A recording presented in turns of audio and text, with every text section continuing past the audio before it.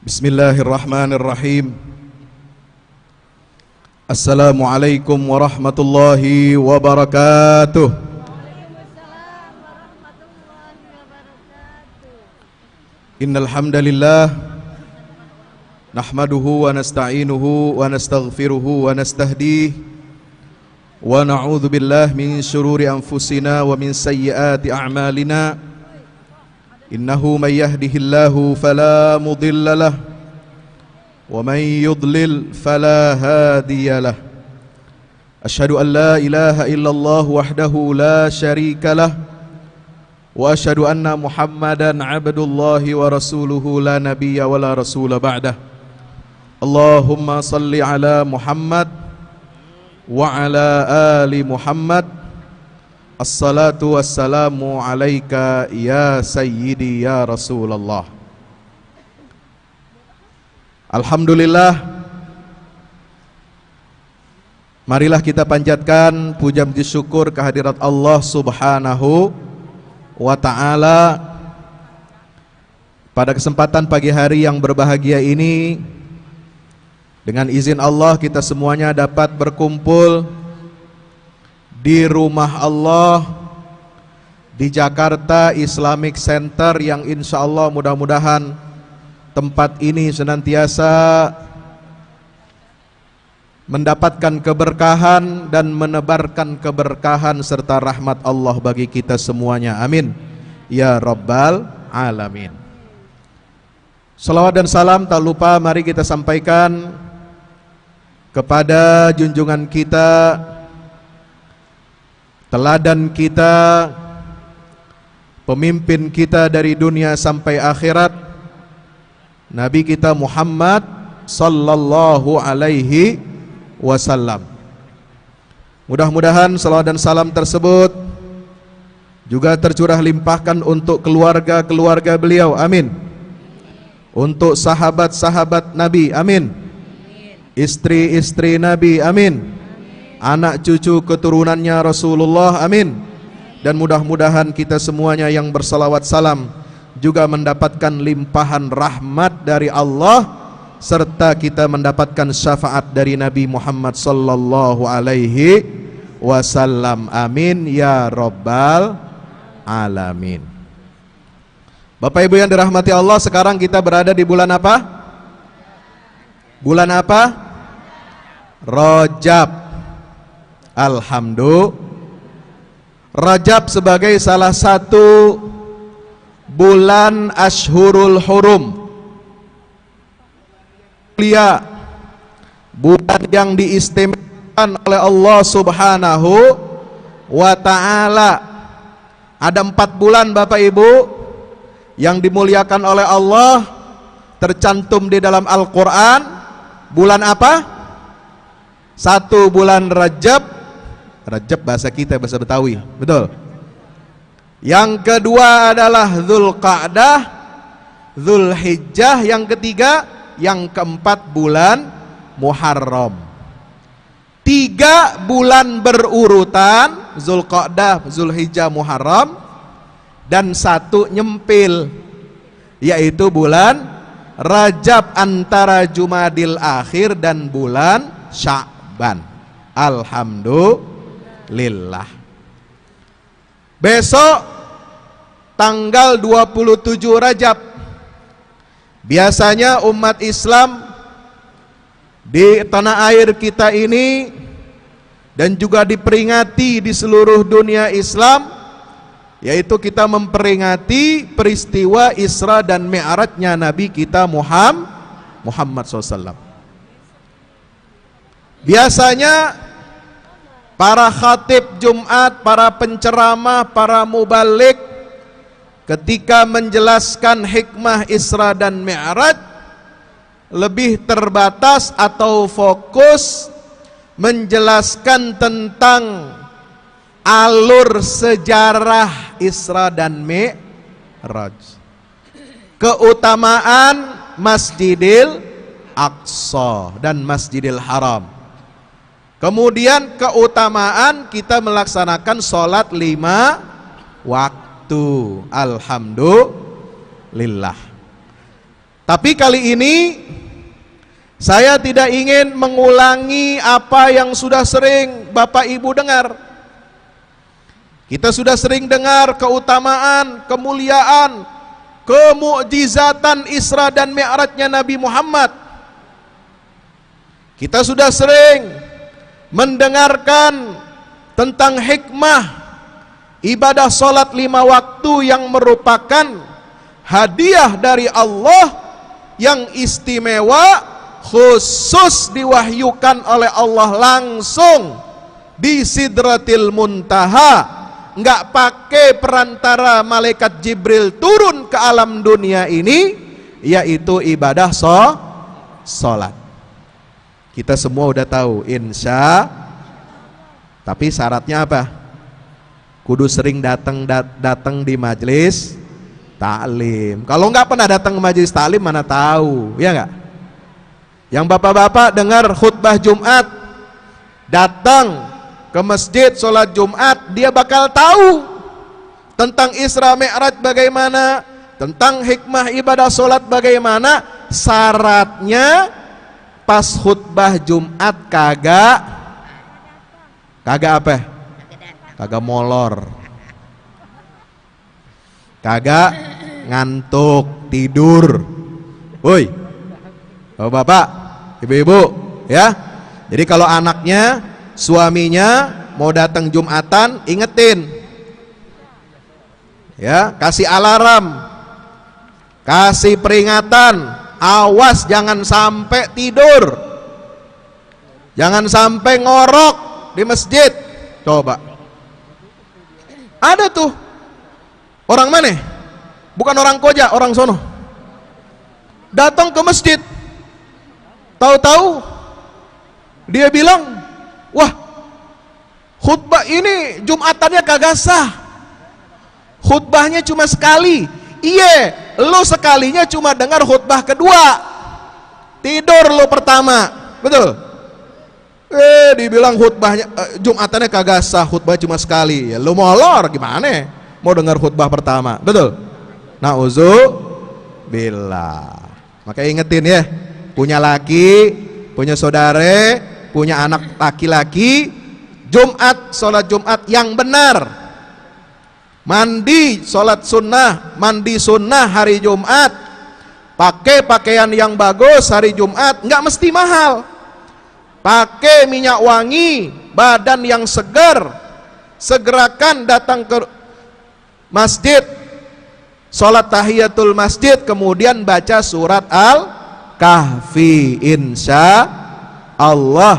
Nah, kalau dia datang Jumatan rapi, ya, kemudian baca surat Al-Kahfi sampai kelar, insya Allah dia kagak ngantuk, insya Allah. Nah, Bapak Ibu yang dirahmati Allah, tapi kali ini saya akan membawakan tema tentang seorang ulama besar, seorang alim, ulama kebanggaan dunia Islam yang sejarahnya, hidupnya, karya-karya tulisannya, kitab-kitabnya ini sangat bermanfaat dan berpengaruh bagi umat Islam seluruh dunia. Karya-karyanya sampai sekarang di Indonesia masih dipakai jadi bacaan rujukan di pesantren-pesantren di seluruh Indonesia. Yang paling terkenal kitabnya Imam Al-Ghazali adalah Ihya Ulumiddin. Nah, ulama ini namanya Imam Abu Hamid Al-Ghazali. Imam Abu Hamid Al-Ghazali ini siapa? Bapak Ibu yang dirahmati Allah, kenal nggak? Kalau nggak kenal, kita nggak sayang, betul? Kita kadang cuma dengar namanya, Imam Ghazali, Imam Ghazali. Kalau anak-anak santri taunya kitab Ihya Ulumiddin. Padahal Imam Al-Ghazali ini punya pengaruh peran yang sangat luar biasa untuk kebangkitan dunia Islam dan erat kaitannya dengan peristiwa Isra Mi'raj Nabi Muhammad yang kita peringati besok hari tanggal 27 Rajab. Alhamdulillah. Siapa yang tahu udah berapa tahun Isra Mi'raj Nabi berjalan? Dari zaman Rasulullah hidup dulu sampai sekarang udah berapa tahun? Kalau dia dibikin hari peringatan ulang tahunnya, woi, tahu? Udah 1445 tahun. Alhamdulillah. Kalau bisa ada petugas DKM kalau mau pakai colokin apa?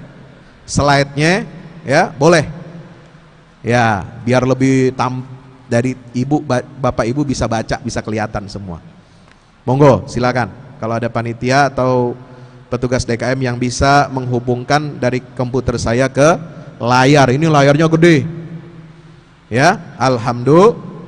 Saya udah lama nggak kemari Pak, dulu sering ngisi di sini ya, mulai dari 2000 saya rutin ngisi di sini mulai dari 2011 sampai kurang lebih 2016. Habis kasus Ahok gue ditendang dari sini, kagak boleh ngisi lagi. Ampun. Ya, karena ini dulu di bawah kekuasaannya dia. Ya, betul. Kalau kita kritik sabanari. Ya. Masya Allah. Jadi saya tadi agak lupa jalan kemari, mau naik ke atas ke mihrab, ke mimbar, lewat mana ya? Saya ingat-ingat lagi. Ya, akhirnya dapat juga jalan tadi. Jadi Bapak Ibu yang dirahmati Allah, kita sudah melewati 1445 tahun.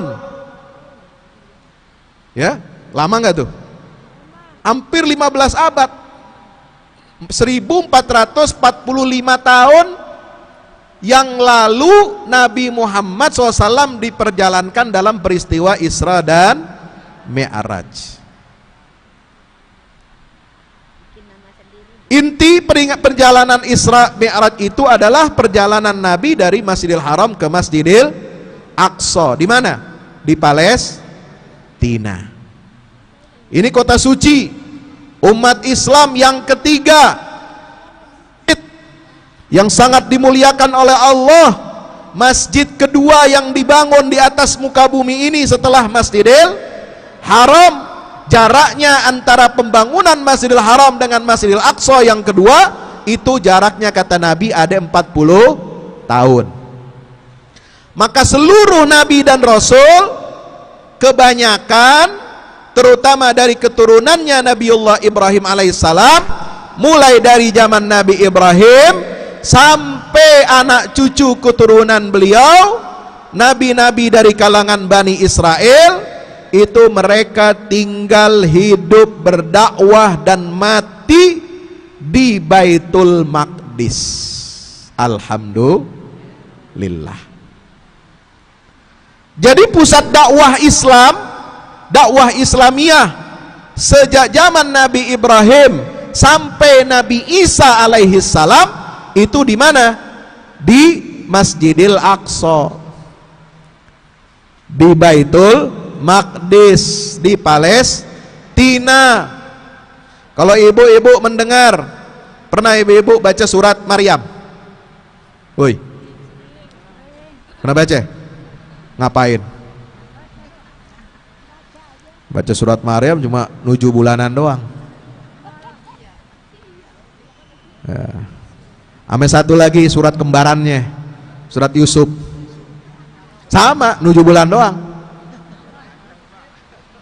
Padahal ini 2 surat penting, kudu dibaca, nggak mesti pas 7 bulanan doang. Pengen anaknya cakep,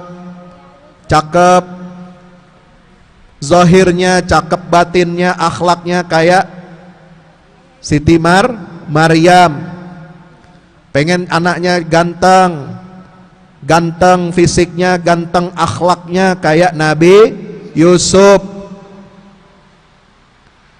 Mereka berdua ini dari kecil lahir, tumbuh, besar, sampai berdakwah, matinya di Baitul Maqdis.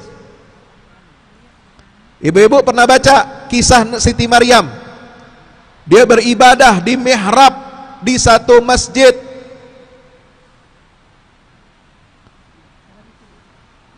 Falamma dakhala 'alaiha Zakaria al-mihrab wajada 'indaha rizqa qala ya Maryamu anna laki hadza qalat huwa min 'indillah innallaha yarzuqu man yasha' bighairi hisab. Maryam ini dididiknya sama siapa? Nabi Zakaria. Nabi Zakaria itu kerjanya apa? Merbot. Woi. Kerjanya apa? Merbot masjid. Jagain Masjidil Aqsa, bersihin Masjidil Aqsa, berikan ceramah, berikan taklim di Masjidil Aqsa, membina umat dari Masjidil Aqsa. Itulah kerjanya para nabi dan rasul. Nah, Siti Maryam ya, yang kita kenal, kita baca sejarahnya, kisah dalam Al-Quran, sampai beliau melahirkan seorang putra yang dimuliakan oleh Allah, yaitu Isa putra Maryam. Itu dia saban hari dia tinggal ibadah, tidurnya di Masjid Al-Aqsa. Ini perempuan ya. Ketika Siti Maryam ini yang ahli ibadah kepada Allah, dia sedang beribadah di mihrab khusus, mihrab perempuan, bukan mihrabnya laki-laki. Musola perempuan ada di Masjidil Aqsa ya. Kalau Bapak Ibu ke sana nanti, itu yang atas itu buat laki-laki, ada nanti keluar sedikit masuk ke bawah itu buat musola perempuan. Ada mihrabnya Siti Maryam. Dia beribadah kepada Allah. Ketika Nabi Zakaria inspeksi ya, mengawasi Siti Maryam ketika dia sedang beribadah, apa? Nabi Zakaria melihat ada hidangan, ada makanan mewah, makanannya. Ditanya sama Nabi Zakaria, "Hei putriku Maryam, dari mana makanan mewah ini? Masjid kita nggak punya uang cukup buat beli, buat bikin makanan mewah seperti ini. Ini nggak ada di negeri ini. Makanan mewah luar biasa yang disebut dengan hidangan dari surga. Itu makanan Allah turunin dari surga. Buat siapa? Maryam. Ya Maryamu anna laki hadza qalat huwa min indillah. Maryam berkata, ini hadiah dari Allah. Hebat nggak? Hebat nggak? Alhamdulillah. Itu di Quran ya, hamba Allah satu-satunya yang dapat hidangan makanan dari sorga cuma perempuan ya.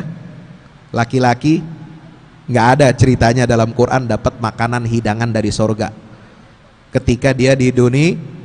Apa artinya? Oh, ibu-ibu ini hebat, perempuan ini hebat. Alhamdulillah ya. Kalau dia taat kepada Allah, dia taat kepada suami, dia melayani keluarganya dengan baik, mendidik anak-anak putra dan putrinya dengan baik, kata Nabi SAW, perempuan itu bebas pilih untuk masuk surga dari semua pintu-pintu surga. Dia bebas pilih. Luar biasa. Alhamdulillah. Nah, Bapak Ibu yang dirahmati Allah, itu cerita Baitul Maqdis. Banyak cerita dalam Quran dari Baitul Maqdis. Tapi Imam Al-Ghazali ini yang kita soroti pada kajian duha pada pagi hari ini. Beliau adalah seorang ulama yang hebat, ulama Rabbani. Beliau lahir tahun 450 Hijriah. Kalau tahun Masehinya kurang lebih 1056. Wow, udah lama ya. Sekarang aja udah 2022. Dia lahirnya 1056. Wafatnya Imam Al-Ghazali tahun 505 Hijriah. Tahun Masehinya 1111. 1111. Jadi kalau dihitung wafat beliau sampai detik ini sudah 911 tahun. Alhamdulillah. Ya. 911 tahun. Ulang tahun Jakarta aja belum nyampe. Jakarta baru berdiri tahun 1527. Imam Ghazali wafatnya udah 1111. Artinya kurang lebih 400 tahun sebelum Jakarta ada, namanya jadi Jayakarta, yang tadinya Sunda Kalapa, itu Imam Ghazali 400 tahun sebelumnya udah wafat. Luar biasa. Bagaimana Imam Al-Ghazali ini dia memiliki peran kontribusi untuk kebangkitan Islam. Di tahun-tahun kehidupannya Imam Al-Ghazali, Bapak Ibu yang dirahmati Allah, itu dunia Islam ini sedang menghadapi ujian-ujian, serangan-serangan dari luar, dari asing. Tentara salib dari Eropa menyerbu negara-negara Islam dan berhasil merebut Baitul Maqdis, menjajah bumi Syam di Palestina. Kapan tentara salib berhasil masuk pertama kali, menjajah, menjarah dan membantai umat Islam di Baitul Maqdis atau kota Yerusalem? Itu tahun 1099. Umurnya Imam Al-Ghazali waktu itu udah berapa tahun? Kurang lebih 1099 kurang 56. 99 kurang 56 berapa? Woi. 40? 43. Ya. Bisa hitung-hitungan kan? Alhamdulillah. 43 tahun. Jadi beliau mengalami masa-masa kelam dunia Islam. Beliau menyaksikan sendiri, mengalami pahitnya dunia Islam ini dijajah oleh bangsa Eropa, tentara salib tahun 1099. Tapi di sisi lain, sebelum penjajahan bangsa Eropa, tentara salib itu di dunia Islam, beliau juga menyaksikan kebangkitan Islam, yaitu di masa Daulah Bani Saljuk, ya, Raja atau Sultan Alp Arslan yang berhasil mengalahkan tentara Romawi Timur tahun 1070.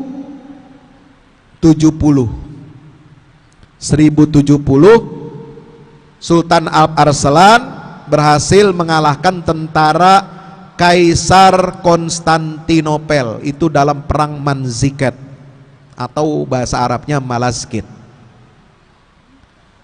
Nah, tapi setelah itu dunia Islam mengalami kemunduran-kemunduran, kekalahan-kekalahan, dan beliau sudah memiliki firasat, ya. Tahun 1096 beliau datang ke Baitul Maqdis, ziarah ke sana, napaktilas perjuangan Nabi Ibrahim, napaktilas perjuangannya Nabi Yakub, Nabi Yusuf, sampai Nabi Isa alaihi salam. Beliau bertafakur, beliau takarrub dan munajat kepada Allah subhanahu wa ta'ala. Beliau merasakan firasat bahwa Baitul Maqdis ini akan dikuasai oleh bangsa asing. Karena udah ada seruan-seruan, gerakan-gerakan untuk perang suci di tanah Eropa untuk memberantas dan untuk membantai umat Islam. Itu sudah mulai seruan-seruan. Tahun 1095 Paus Urbanus. Siapa Paus Urbanus? Pemimpin tertinggi gereja Katolik Roma. Ya, itu gelarnya Paus Urbanus. Urbanus II, dia mengumumkan dalam pidato di kota Clermont. Di mana? Clermont di Prancis.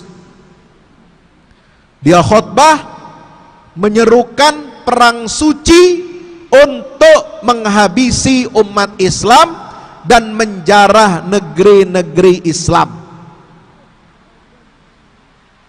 Sebagai apa? Pembalasan dendam orang-orang Eropa ini karena umat Islam berkuasa selama 7 abad di Spanyol dan Portugal. Tahu Spanyol? Bu, Bapak Ibu tahu Spanyol Pak? Ya, Bapak taunya klub-klub sepak bola. Taunya Ronaldo dari Portugal.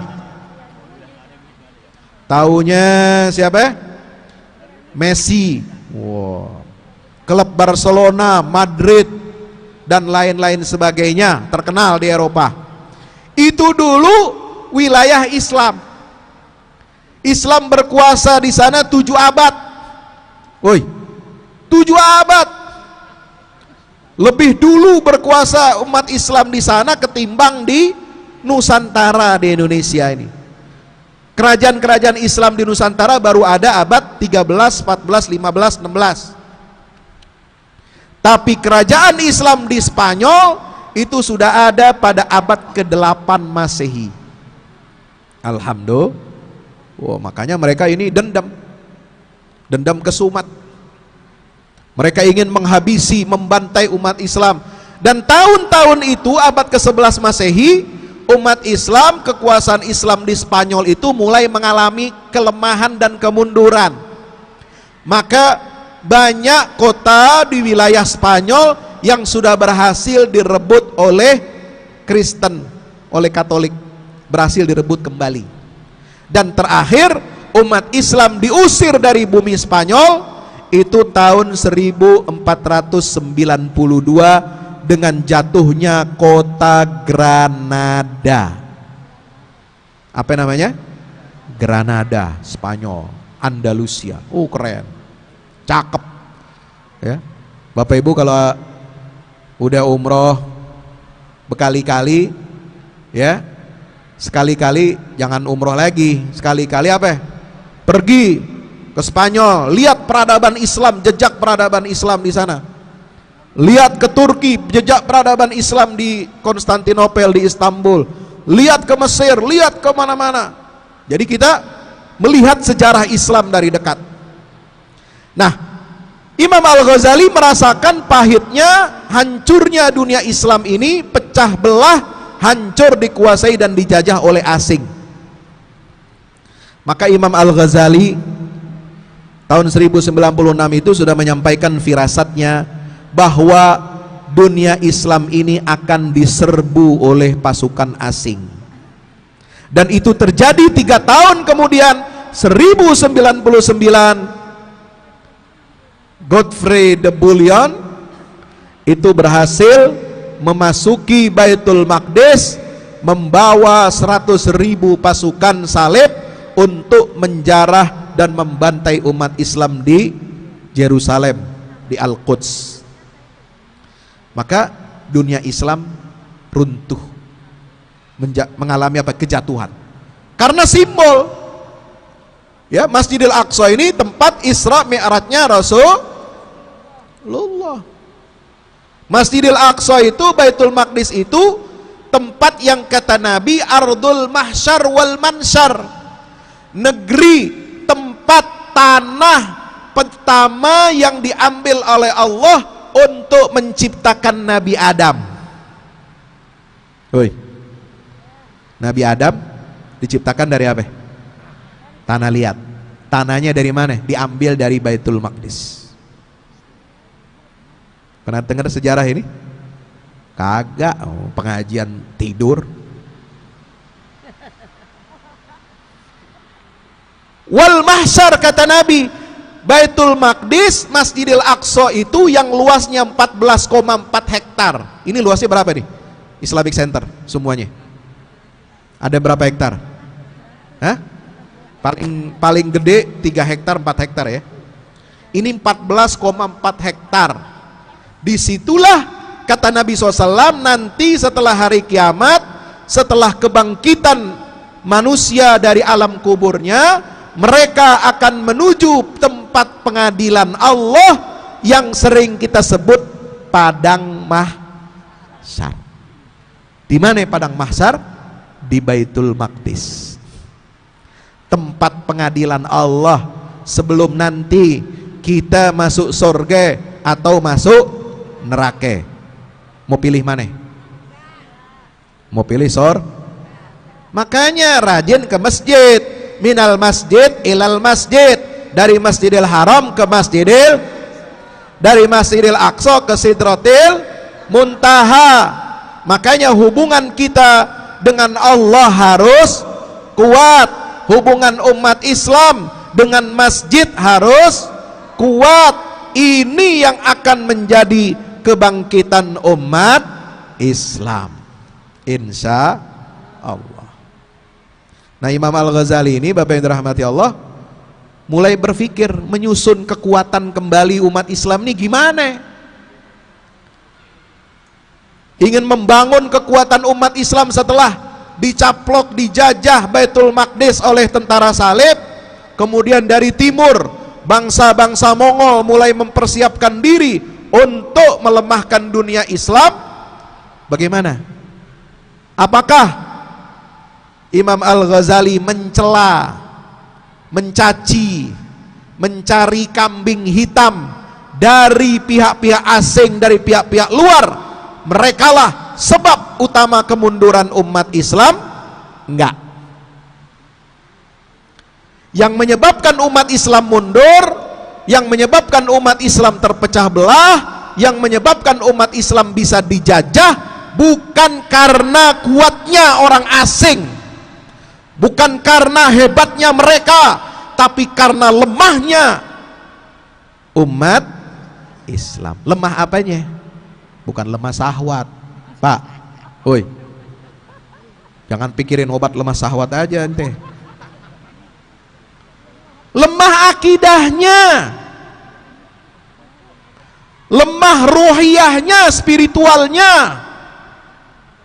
Praktek beragamanya hanya formalitas. Sholat mah sholat, Jumatan rame, tapi molor. Pengajian tabligh akbar rame, tapi pulang kagak ada bekasnya.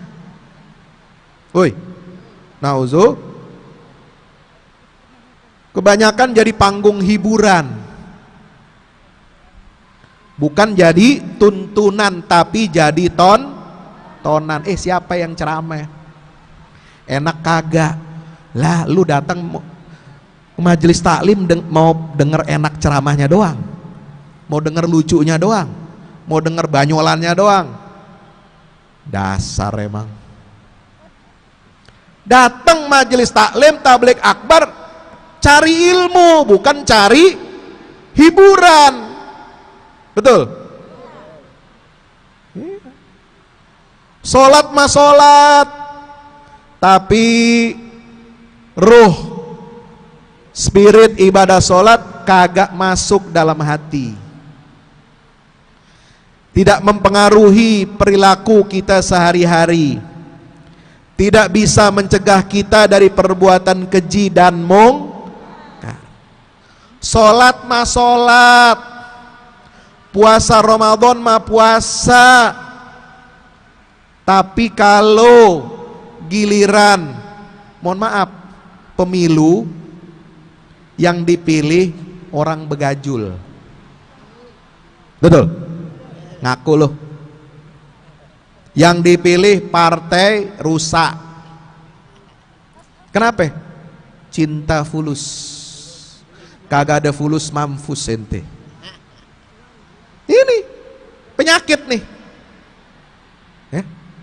Bukan umat Islam kagak sholat. Bukan umat Islam kagak puasa. Demen Ramadan datang, iya gak? Ini mak-mak, senang. Bawa bapak apalagi, wah, tiap hari bikin kolak, cari bikin asinan, wah, bikin jajanan, sirup, itu iklan udah bertebaran sekarang. Ya, siap-siap menyambut Ramadan, iklan sarung lagi, apa lagi, peci apa semua dah.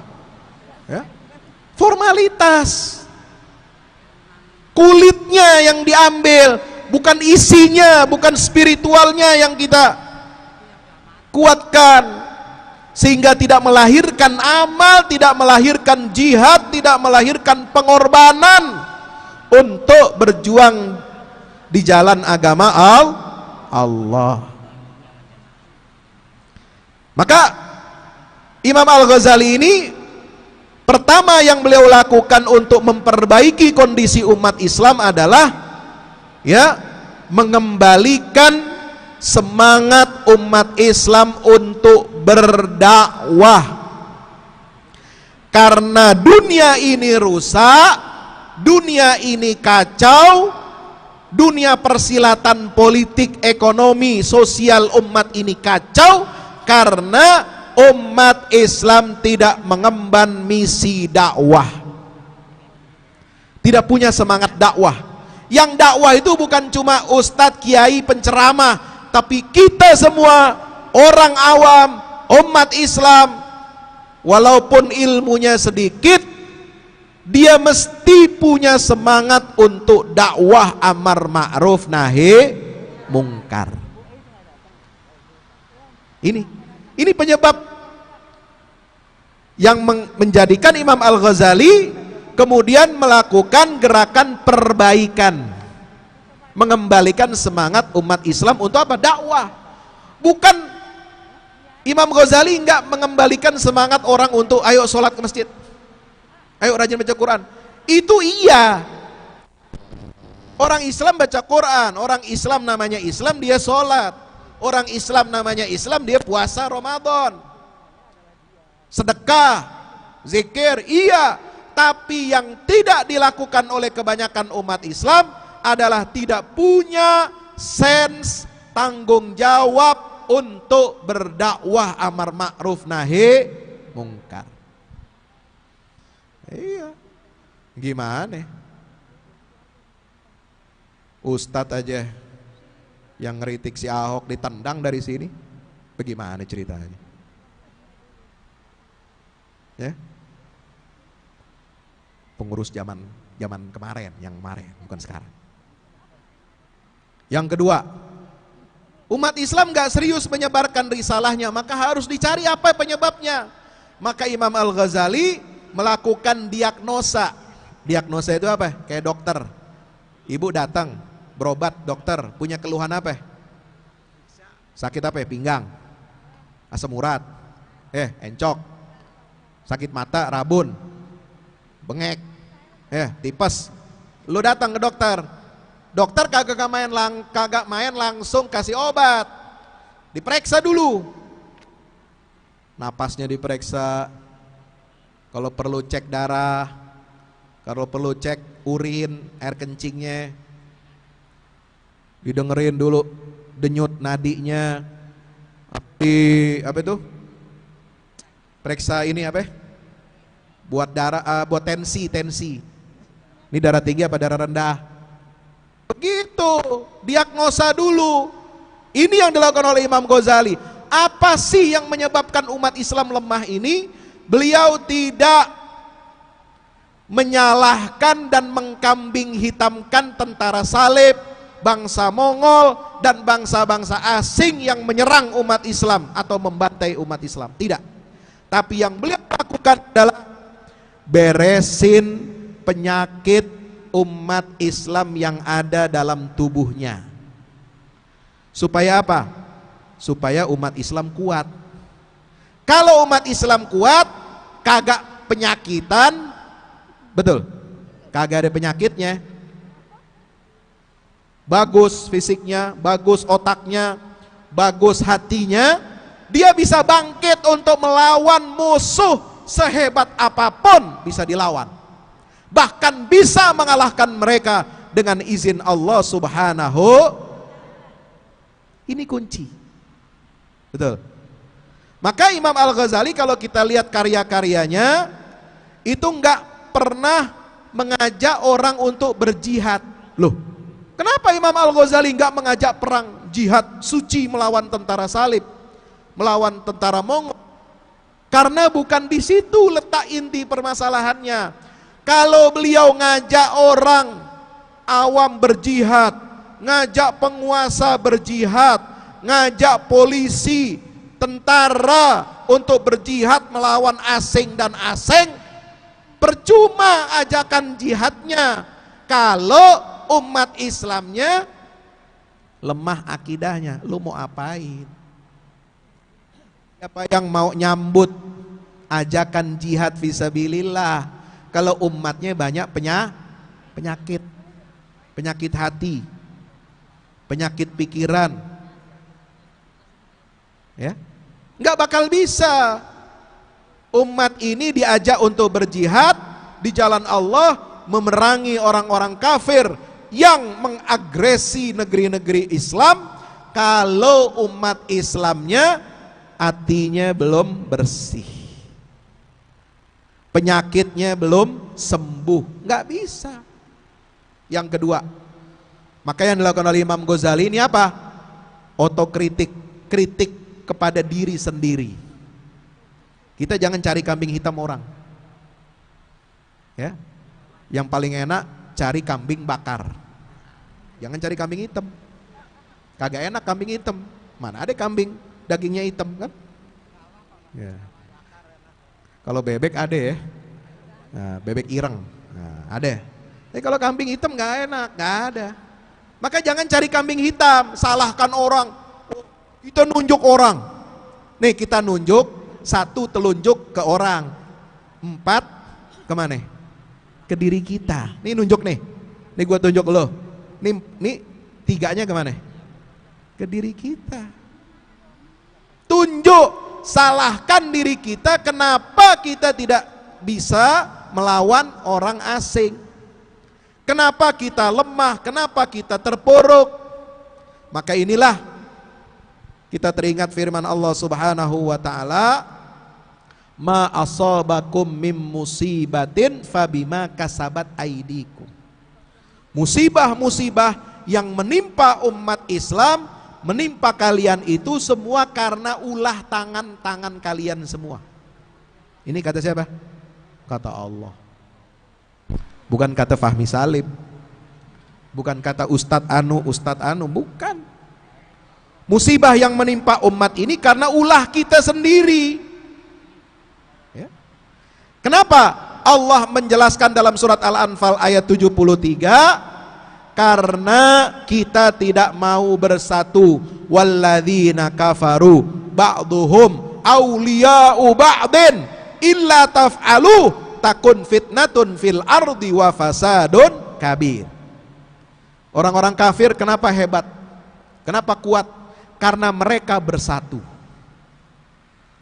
Walaupun alirannya berbeda-beda, sektenya bermacam-macam, itu nggak bisa gabung itu. Ya.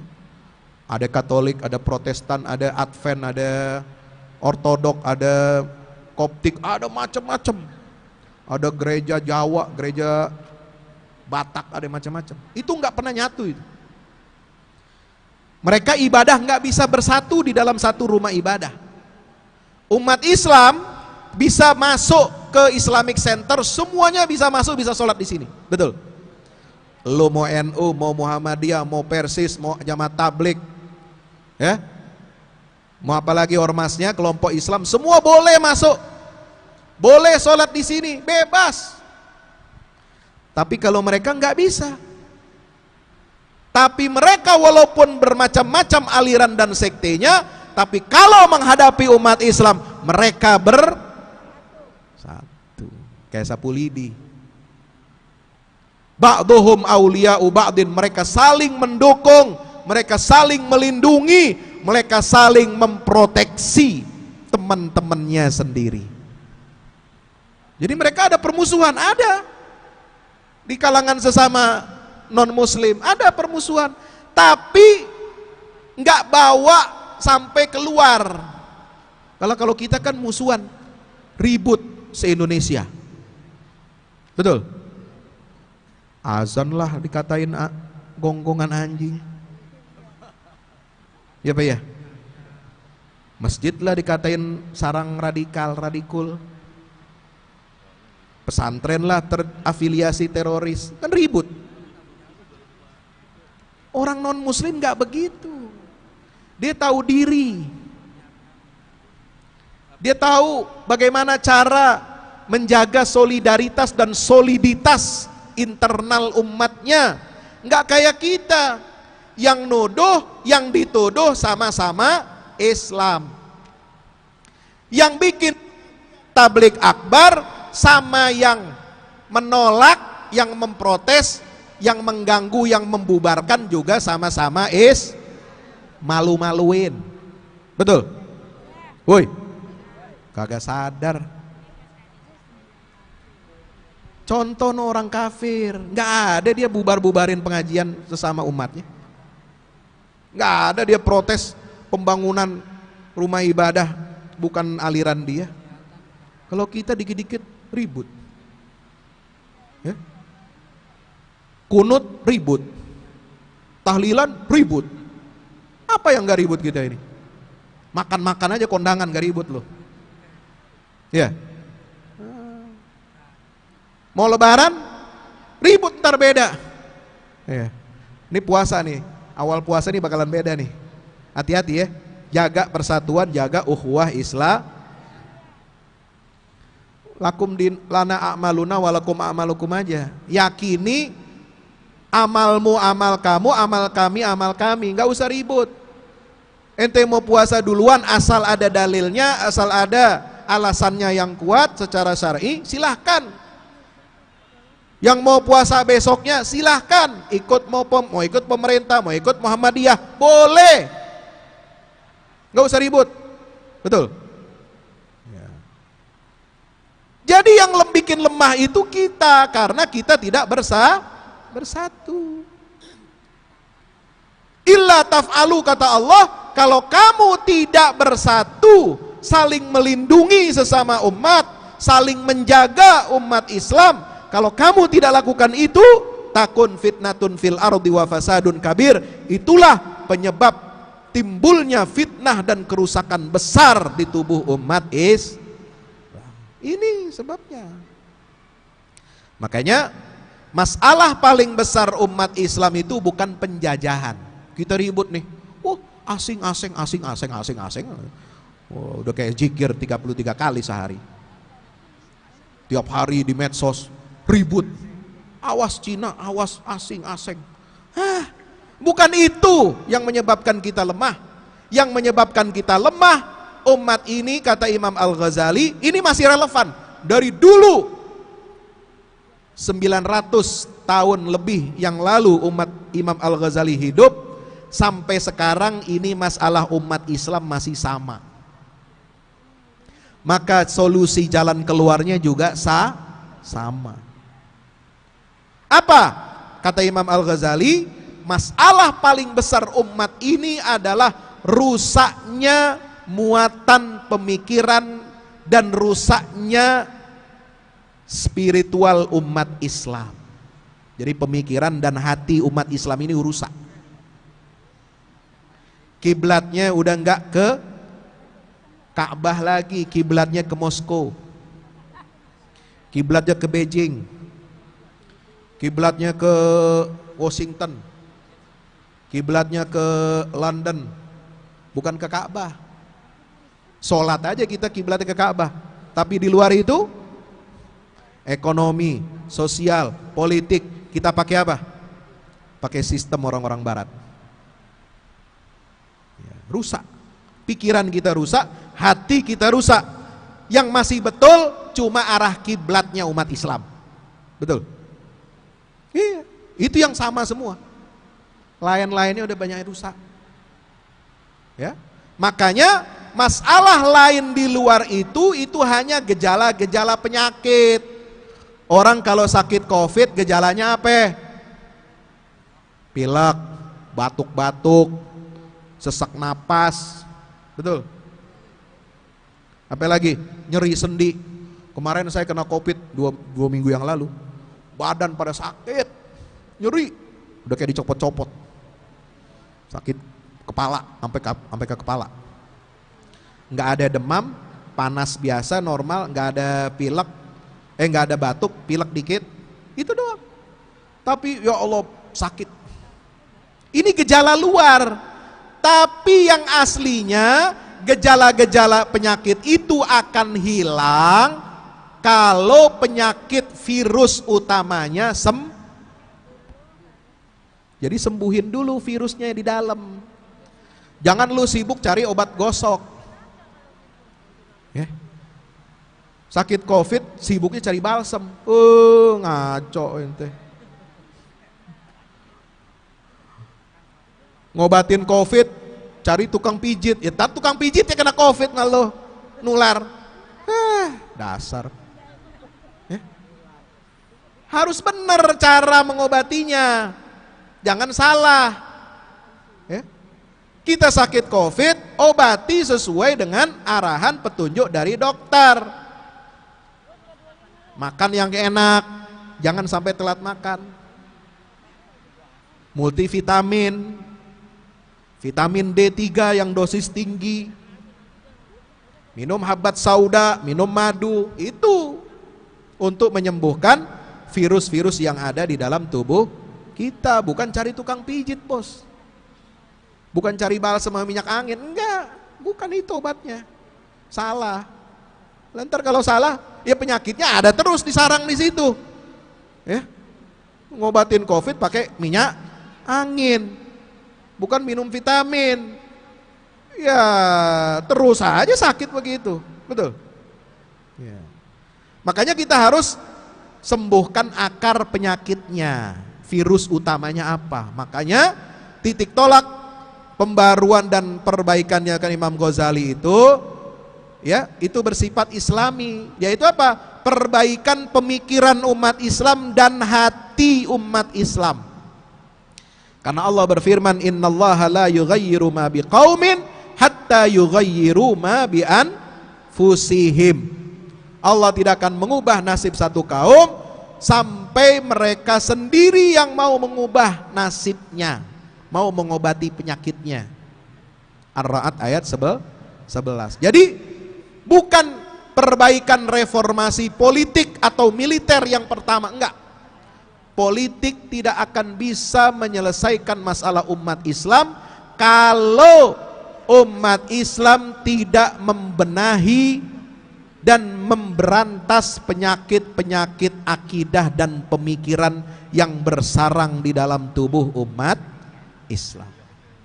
Kalau umat Islam pemikirannya rusak, aliran sesat merajalela, kemudian kita kagak lawan, yang ada apa? Malah oknum-oknum pejabat melindungi aliran sesat. Nah ini penyakit. Ya, nauzubillah. Ini yang menyebabkan umat Islam lemah, nggak bisa bangkit. Kenapa?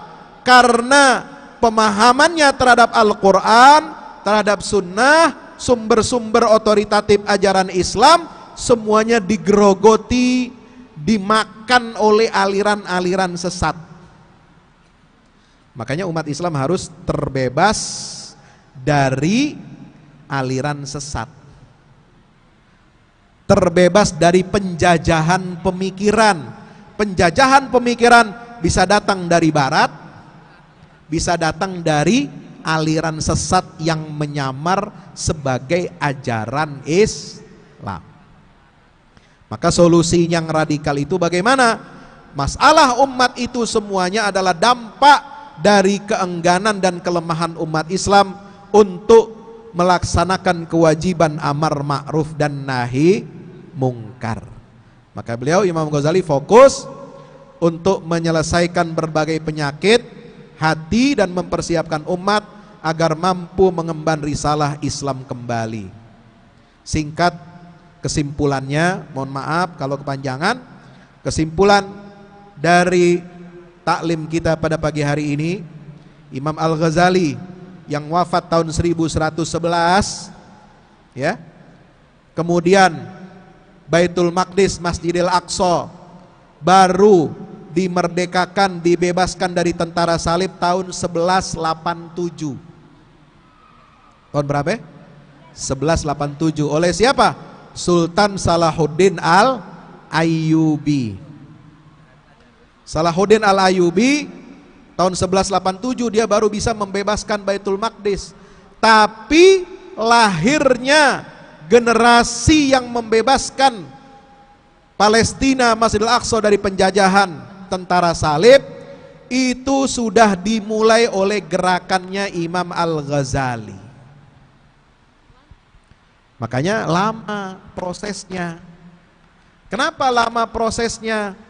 Karena penyakit yang ada dalam tubuh umat Islam ini banyak, menumpuk, pemikirannya enggak islami, hatinya tidak islami, kiblat dalam pemikiran, kiblat dalam ekonomi sosial politiknya bukan kepada ajaran Islam, bukan ngambil dari Quran dan hadis, tapi kiblat pemikiran umat Islam ini yang merusak tubuhnya dan seluruh jauh ente. Ya, kita bangun masjid aja masih nyebar kenceleng di tengah jalan, bos. Ya, kalau mereka kagak pakai kencelengan, duitnya banyak. Ya, bikin sekolah, bikin gedung, bikin kampus, universitas, rumah sakit gede-gede. Duitnya dari mana? Tahu. Lah kita susah ngelawan dia pakai duit. Lawan mereka itu dengan apa? Hati yang penuh dengan iman. Wajahidhum bihi jihadan kabira, dengan berjihad melalui jihad pemahaman terhadap Al-Qur'an dan mengoreksi kehidupan umat Islam ya dengan apa? Tema keadilan sosial di dalam Islam. Makanya santuni anak yatim, fakir miskin, ya, berikan beasiswa, penguatan SDM umat Islam. Kemudian kalau ada kebijakan-kebijakan yang menyimpang kita koreksi, kita amar ma'ruf dan nahi. Yang ketujuh terakhir, beliau memberantas aliran-aliran sesat di tengah-tengah umat Islam. Ini 7 program pokok yang dilakukan oleh Imam Al-Ghazali, sehingga pemikiran Imam Al-Ghazali dilanjutkan oleh Imam Abdul Qadir Al-Jailani. Tahu si Abdul Qadir? Ibu-ibu, bapak-bapak pernah ikut manakiban ya? Haul si Abdul Qadir. Ya lu taunya si Abdul Qadir haul manakib doang. Tahu keramat-keramatnya doang.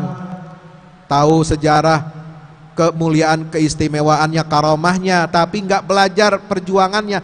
Itu beliau ini salah satu penggerak islah perbaikan umat Islam. Madrasahnya Syekh Abdul Qadir ini melahirkan generasi Nuruddin Zangki, perwira-perwira militer, gubernur-gubernur yang soleh, kepala-kepala kabupaten kota, wali kota yang soleh, pegawai-pegawai pemerintahan yang soleh, yang akhirnya mengantarkan Salahuddin Al-Ayyubi tahun 1187 membebaskan Masjidil Aqsa. Itu sejarahnya. Paham? Paham? Insya. Jadi Imam Ghazali wafat 1111, Syekh Abdul Qadir mendirikan madrasah-madrasah 1127, lahirlah generasi Nuruddin Zangki yang melawan tentara salib tahun 1149. 1187 Salahuddin Al-Ayyubi, keponakannya Nuruddin Zangki inilah yang kemudian membebaskan Masjidil Aqsa. Dia udah punya modal, umatnya udah kuat, umatnya udah sembuh dari berbagai macam virus-virus penyakit, umatnya udah nggak cinta dunia lagi, ulamanya udah lurus, balik lagi kepada Quran, Sunnah, ajaran Islam yang lurus, umatnya semua mau bisa digerakkan, maka lahirlah gerakan jihad membebaskan Baitul Maqdis. Jadi di sini kekuatan kunci umat Mudah-mudahan Allah Subhanahu wa taala berkahi pertemuan kita pada hari ini, dan Allah berikan kepada kita ilmu yang manfaat dunia akhirat. Amin ya rabbal alamin. Mohon maaf kalau ada kata-kata yang kurang berkenan, dan mudah-mudahan kita bisa mengamalkan apa yang kita dapatkan hari ini. Walafu minkum. Wassalamualaikum warahmatullahi wabarakatuh. Silakan. Ini agak panjang kabel.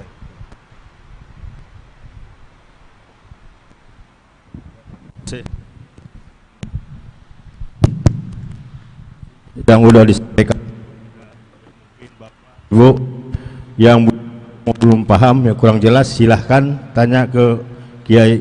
Sekali lagi kepada ibu-ibu maupun bapak-bapak yang belum jelas maupun kurang tahu, silahkan tanya sama guru kita. Waktu kami persilahkan. Bapak-bapak yang mau nanya, ya silakan. Bapak Ibu yang mau nanya silakan. ibu di sini maju, maju.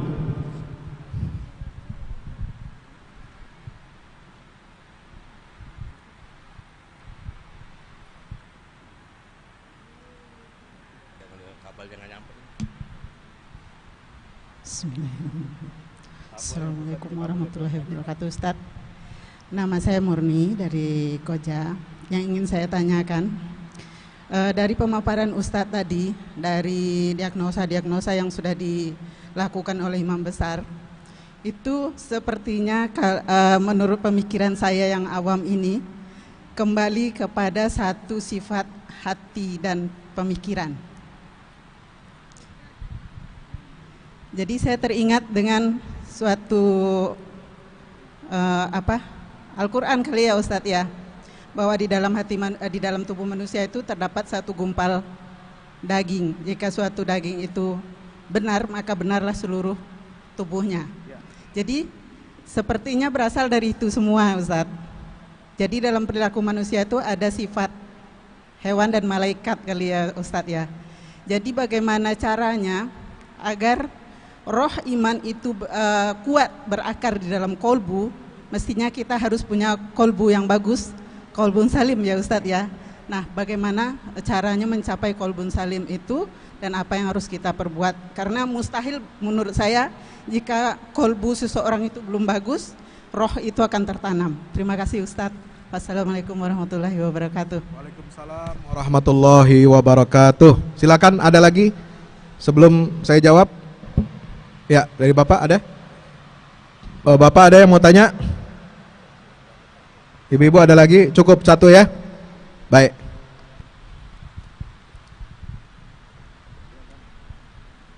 Ada lagi yang mau bertanya? Cukup satu aja? Oke. Silakan bapak-bapak yang mau nanya, silakan masuk ke depan. Ibu-ibu, masih ada ibu-ibu yang nanya?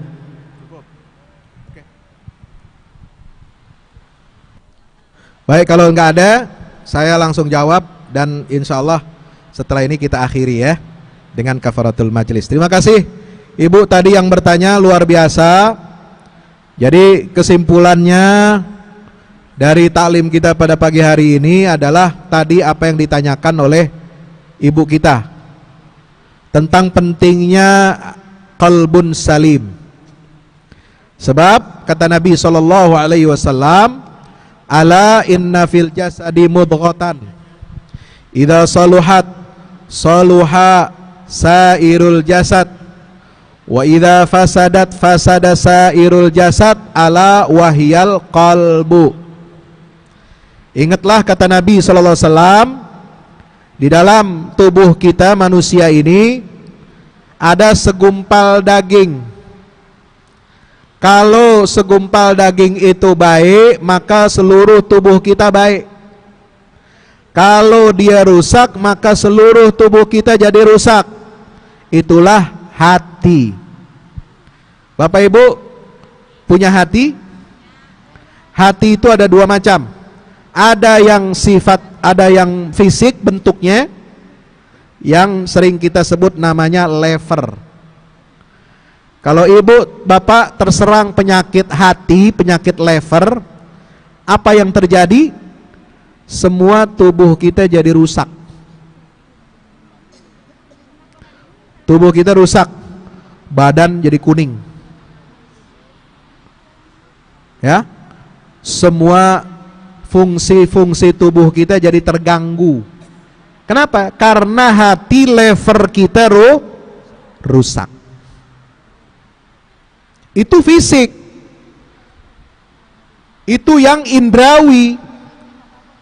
Penyakit hati itu bisa menggerogoti tubuh kita.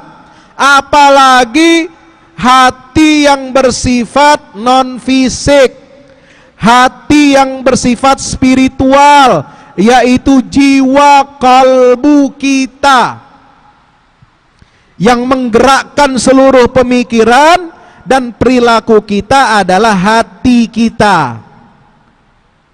Nabi menunjuk at-taqwa hahuna, at-taqwa hahuna, at-taqwa hahuna 3 kali. Takwa itu di sini, di dada, di dalam hati.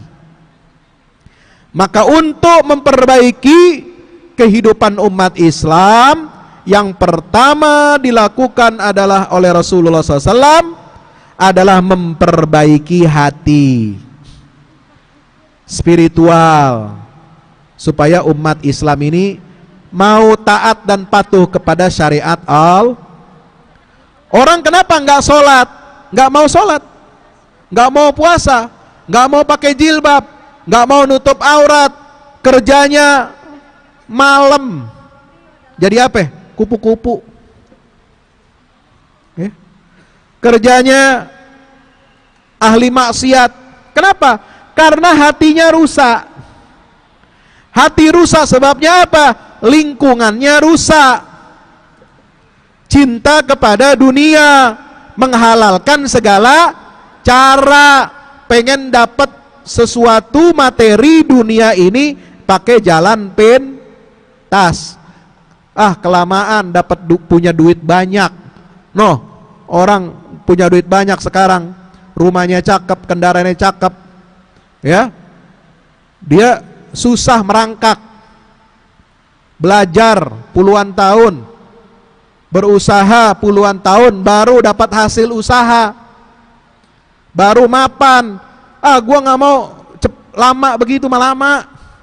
Kita pengen cepet, pengen instan, bukan cuma makan mie instan aja, tapi pengen dapat duit juga secara jual narkoba, jual togel, jual minuman keras, jual diri.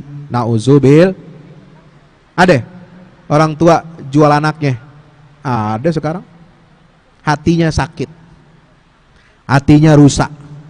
Maka yang perlu dilakukan adalah perbaikan hati, supaya orang takut sama Allah, patuh kepada syariat Allah, ikut apa kata Allah dan Rasulullah, kemudian mendapatkan pendidikan Islam yang baik, pemahaman Islamnya sempurna, syamil, mutakamil. Inilah modal umat Islam ini mendapatkan motivasi untuk sholat khusyuk, puasanya benar, sedekahnya benar, kagak ria, naik haji umrohnya benar, kagak ria, kagak sibuk selfie, Woi, umroh kerjanya bukan ibadah yang benar, selfie aja, foto-foto aja. Apa oleh-oleh dari sono? Wah hebat yuk, noh gedung-gedung keren, cekrek, Ka'bah cekrek, sa'i cekrek. Kapan lu ibadah zikir? Ini penyakit hati, ya. Kalau hati kita rusak, rumah tangga rusak. Perceraian, perselingkuhan, ampe layangan putus. Layangan putus, tahu lo? Sinetron. Astagfirullah. Pak Ustadz nonton juga, ya harus tahu lah kita. Dari istri, ya taunya dari istri kita. Oh no, ada novel layangan putus. Apaan sih? Kita baca. Astagfirullahaladzim. Ya, ini poligami apa selingkuh? Kalau ente mau poligami Pak, woi dengerin Pak. Kalau mau poligami, kawin lagi, terang-terangan. Ngomong sama bini, yakin kagak dibolehin. Mimpi dapat izin, mimpi. Iya. Kayak mimpi terbang ke sorga. Iya. Kagak bakal bini ente kasih izin. Nah, tapi baik-baiklah poligami, jangan khianat. Jangan telantarin istri, anak-anak dari istri pertama. Betul? Insya. Nah, jadi perempuan cakep juga jangan jadi pelakor. Woi. Oh, jual tampang, jual apa lagi? Ya, jadi pelakor. Suami orang diembat. Ya, mending ngembat apa? Buah mangga tetangga. Ini suami orang diembat, kan kacau.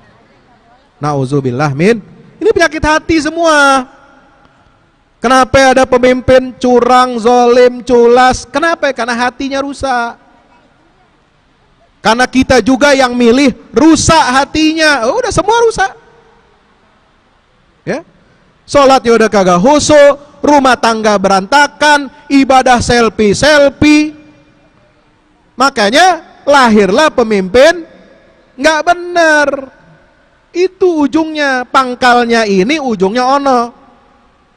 Nauzu, maka bersihkan hati, bereskan hati, bebaskan dari segala macam virus, penyakit hati, agar hati kita bersih, hati kita patuh, taat dan tunduk kepada syariat Allah Subhanahu wa ta'ala. Wallahu a'lam bissawab. Mari kita tutup dengan baca alhamdulillahi rabbil. Masih ada lagi? Oh, ada pertanyaan. Assalamualaikum warahmatullahi wabarakatuh. Waalaikumsalam. Ini tadi yang dibagikan amplop untuk infak 13 Maret Ustadz Abdul Syukur. Pakai seragam putih-putih ya Bu. Tanggal 13 Maret. Ya, pakai jam 7.30 seperti ini Bu, ahaduha. Ya. Makasih. Assalamualaikum warahmatullahi wabarakatuh. Waalaikumsalam. Baik, kita tutup dengan baca hamdalah. Alhamdulillahirabbil alamin. Kita baca surah Wal Asri. Bismillahirrahmanirrahim. Ayah, silakan. Terima kasih kepada guru kita. Ya mungkin tadi yang sudah diedarkan itu amplop untuk acara Dzikir Akbar pada tanggal 13 Maret 2022. Sekali lagi, yang dibagikan amplop ini minta infak, sedekah maupun amalnya untuk acara Dzikir Akbar pada tanggal 13 Maret.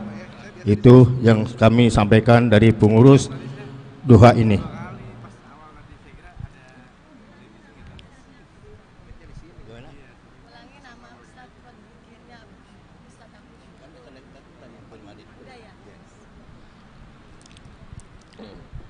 Yang itu yang kami sampaikan kepada jamaah, mudah-mudahan apa yang disampaikan oleh guru kita untuk bekal kita ke akhirat, dan mudah-mudahan apa ibu infaknya, sedekahnya maupun amalnya dilipat gandakan oleh Allah Subhanahu wa taala. Dan kedua, ini ada jamaah kita maupun pengurus kita yang lagi dapat ujian maupun cobaan, yang lagi sakit, itu Bapak Ibu Ermita. Ibu Ermita, kita harapkan mudah-mudahan beliau disabarkan kesabarannya dan disembuhkan segala penyakitnya dan keluarganya diberi ketabahan. Al-Fatihah. A'udzubillahi minasyaitonir rajim. Bismillahirrahmanirrahim. Alhamdulillahirabbil alamin. Arrahmanirrahim. Maliki yaumiddin. Iyyaka na'budu wa iyyaka nasta'in. Ihdinas siratal mustaqim. Siratal ladzina an'amta 'alaihim ghairil maghdubi 'alaihim waladdallin. Amin amin ya rabbal alamin. Silakan Pak Ustadz doanya karena Allah.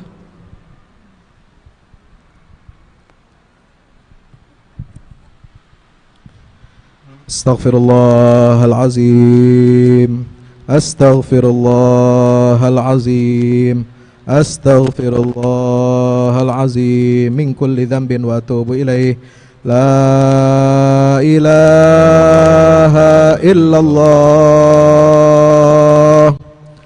La ilaha illallah. La ilaha illallah. La ilaha illallah. La ilaha illallah. La ilaha illallah. Muhammadur Rasulullah sallallahu alaihi wasallam. Kalimatu haqqin 'alaiha nahya wa 'alaiha namut wa biha nub'atsu insyaallah ta'ala minal aminin alladzina la khaufun 'alaihim wa la hum yahzanun. Bismillahirrahmanirrahim. Alhamdulillahi rabbil alamin. Allahumma salli ala sayyidina Muhammadin wa ala alihi wa sahbihi ajma'in. Allahumma ighfir lil muslimina wal muslimat wal mu'minina wal mu'minat al ahya'i minhum wal amwat innaka sami'un qaribun mujibud da'wat. Allahumma izzal islam wal muslimin wa ali bi fadlika kalimatil haqqi wad din. Allahumma ansur man nasara ad-din wa akhdhul man khadhala al muslimin. Allahumma arinal haqqa haqqan warzuqna ittiba'ah wa arinal batila batilan warzuqna ijtinabah. Rabbana la tuzigh qulubana ba'da idh hadaytana wa hab lana min ladunka rahmah innaka antal wahhab.